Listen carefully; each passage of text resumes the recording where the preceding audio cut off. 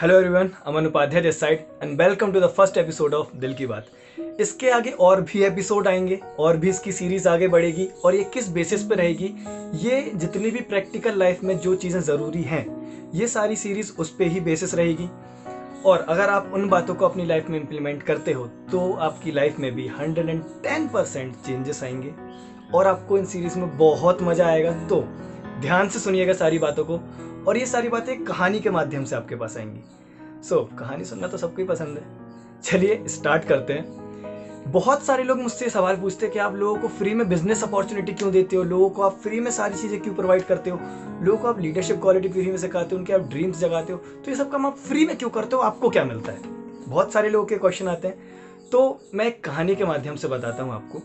ये कहानी है कृष्ण और अर्जुन की। ये कहानी है कृष्ण और अर्जुन की। एक गांव में एक गरीब ब्राह्मण था। एक गांव में गरीब ब्राह्मण था। वो जगह जगह भीख मांग रहा होता था, भिक्षा मांग रहा होता था। जब वो भिक्षा मांग रहा होता था तो एक बार क्या होता है, वहां से अर्जुन गुजर रहे होते हैं, अर्जुन निकल रहे होते हैं वहां से। तो अर्जुन देखते हैं कि एक गरीब ब्राह्मण भीख मांग रहा है। अर्जुन को बड़ी दया आ जाती है।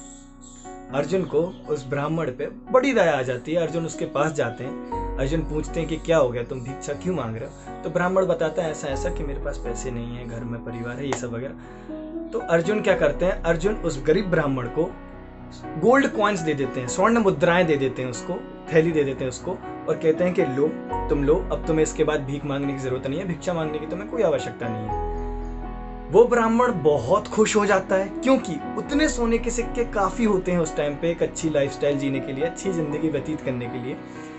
वो बहुत खुश हो जाता है। वो खुशी खुशी घर जाता है। वो सोचने लगता है कि उसकी लाइफ कितनी सुंदर होने वाली है, उसका भविष्य कितना अच्छा होने वाला है। पर जब वो सोचते सोचते जाता है, रास्ते से जा रहा होता है, तो रास्ते में कुछ गलत हो जाता है, रास्ते में कुछ अनर्थ हो जाता है। अब भाग्य दुर्भाग्य दोनों अपने बस में नहीं होते, दोनों अपने हाथ में नहीं होते। कब क्या हो जाए आपके साथ। क्या होता है कि सामने से कुछ लोग आ रहे होते हैं, सामने से कुछ लोग आ रहे होते हैं। अब वो चोर हैं, डाकू हैं, नॉर्मल इंसान है, ये उसे नहीं पता। अब जब वो आ रहे होते हैं तो वो देखते हैं ब्राह्मण बड़ा खुश है, वो बार बार पोटली को देखता हुआ जा रहा है। तो उनको समझ आया कि कुछ तो है इसके अंदर, तो वो उसको मारते हैं और उसकी वो पोटली छीन लेते हैं और वो चले जाते हैं वहां से। फिर ब्राह्मण बहुत दुखी हो जाता है, वो बहुत रोने लगता है, उसको बहुत ज्यादा दुख होता है कि मेरी पोटली चली गई। फिर वो परिवार में जाता है, अपनी पत्नी को बताता है कि ऐसा ऐसा हुआ, बहुत रोता है। और फिर दूसरे दिन से वो फिर से भीख मांगना चालू कर देता है। अब जब वो दूसरे दिन भीख मांगता है तो वहां से कृष्ण और अर्जुन फिर से गुजर रहे होते हैं। वहां से कृष्ण और अर्जुन गुजर रहे होते हैं। अब अर्जुन सोचता है कि अब क्या हो गया, मैंने कल ही तो इसको स्वर्ण मुद्राएं दी थी इतनी, फिर आज क्यों भीख मांग रहा है, बड़ा दरिद्र इंसान है, बड़ा बड़ा अजीब इंसान है। तो कृष्ण बोलते हैं जाओ जाके पूछो उससे क्या हुआ, वो फिर से भीख क्यों मांग रहा है। फिर जब वो जाते हैं उसके पास तो उससे पूछते हैं क्या हो गया तुम्हारे साथ, मैंने कल ही तुम्हें इतनी स्वर्ण मुद्राएं दी थी, तुम आज भीख क्यों मांग रहे हो। तो वो बोलता है कि जब मैं जा रहा था रास्ते से तो कुछ लोग आए, उन्होंने मुझे मारा और मेरी थैली छीन ली, फिर मैं क्या करता। तो फिर अच्छा, अर्जुन को फिर बड़ी दया आ जाती है। तो अर्जुन इस बार क्या करते हैं, अर्जुन उसको एक मानिक देते हैं। मानिक एक बहुत कीमती पत्थर होता है, जैसे डायमंड होता है उस प्रकार से ही मानिक होता है, वो उसको दे देते हैं, छोटा सा मानिक। उतना मानिक काफी होता है उसकी लाइफ को, उसकी जिंदगी को बदलने के लिए।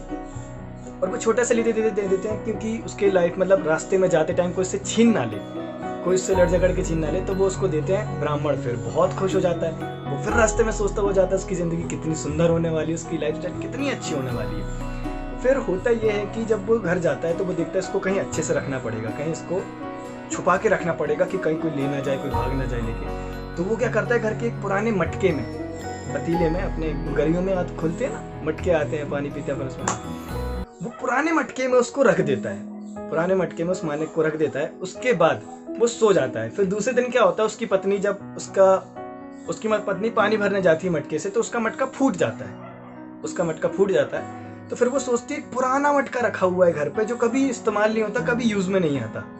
तो वो क्या करती है, उस मटके को उठाती है और मटके को पानी भरने लेके जाती है। और जैसे वो नदी के अंदर डालती है तो जो वो मानिक रहता है वो डूब जाता है।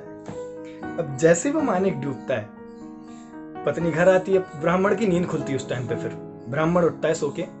ब्राह्मण देखता है कि वो मटका कहाँ गया, वो घेला कहाँ गया।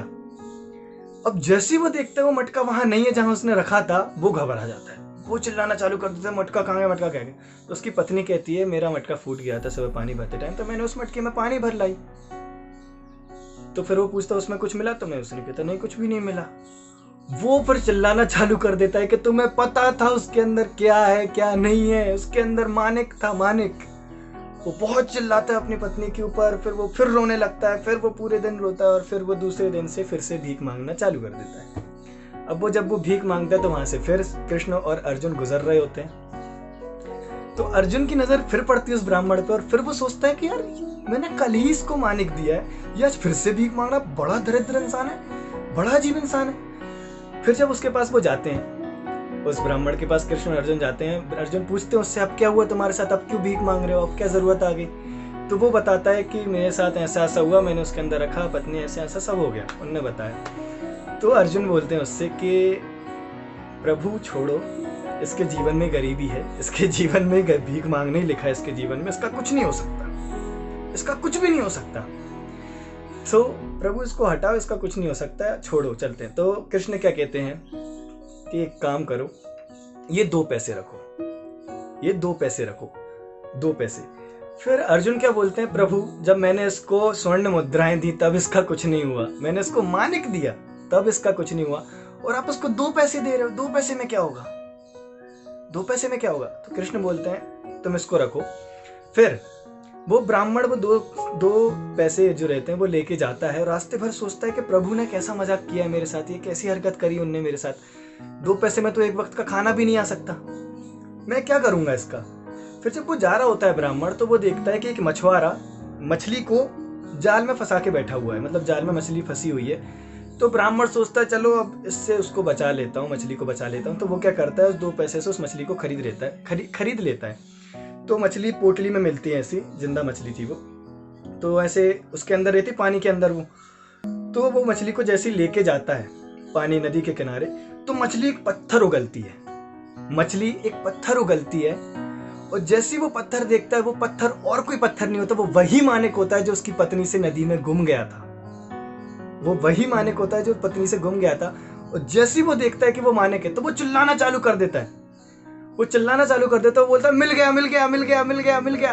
तो वहीं से कुछ लोग गुजर रहे होते हैं, वहीं से कुछ लोग गुजर रहे होते हैं, और वो वही लोग होते हैं जो उससे वो पोटली छीन के ले जाते हैं स्वर्ण मुद्राओं की, वो डाकू लोग। अब जैसे वो सुनते कि इसको पता, अब डाकू लोग डर जाते हैं, डाकू लोग डर गए कि ये हमारी शिकायत ना कर दे राजा से, कहीं हमारी शिकायत ना कर दे कि हमें मिल गया, इसने हमारी चोरी करी थी। तो वो डाकू लोग डर डर के वापस आते हैं।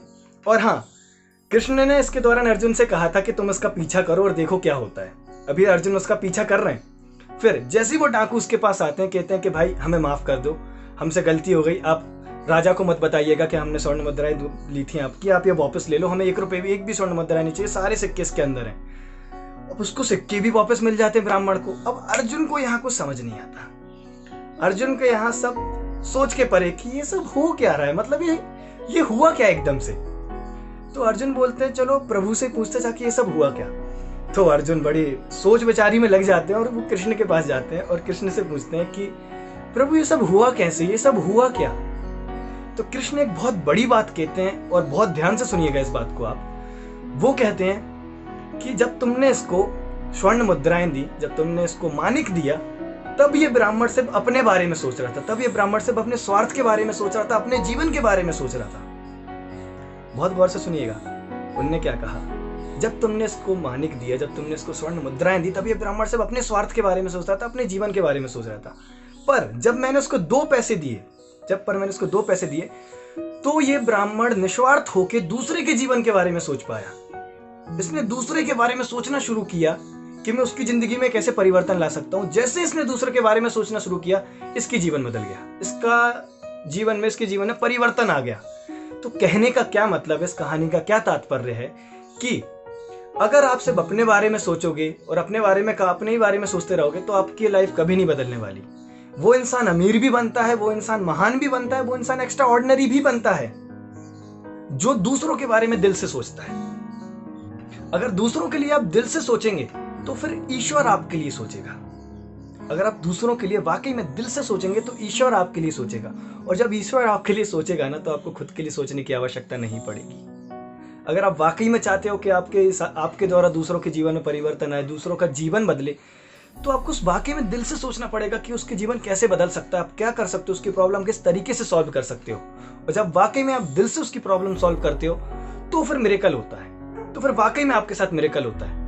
और अगर आप अच्छा करते हो तो आपके साथ भी अच्छा होता है। अगर मैं कर रहा हूँ तो ऐसा नहीं है मेरे साथ कुछ अच्छा नहीं हो, मेरे साथ भी बहुत कुछ अच्छा हो रहा है, मेरे साथ भी बहुत कुछ अच्छा हो रहा है। बस फर्क इतना ही है कि दो भावनाओं से काम होता है, स्वार्थ निस्वार्थ। आप किस भावना से काम करोगे? स्वार्थ भावना से काम करोगे, भाई गारंटी देता हूं आप नहीं कर पाओगे लाइफ में, कुछ भी नहीं करवा पाओगे, लिख के ले लो। और अगर निस्वार्थ होके आप काम करोगे तो आपको सफल होने से जीवन में कोई इंसान नहीं जरूर। सो बस यही एक छोटी सी कहानी थी। होप आपको पसंद आई, और अगर आपको पसंद आई हो तो अपनी स्टोरी पे इसको शेयर जरूर करिएगा, अपने साथ वालों के साथ शेयर करिएगा कि वो भी लाइफ में ग्रो करें।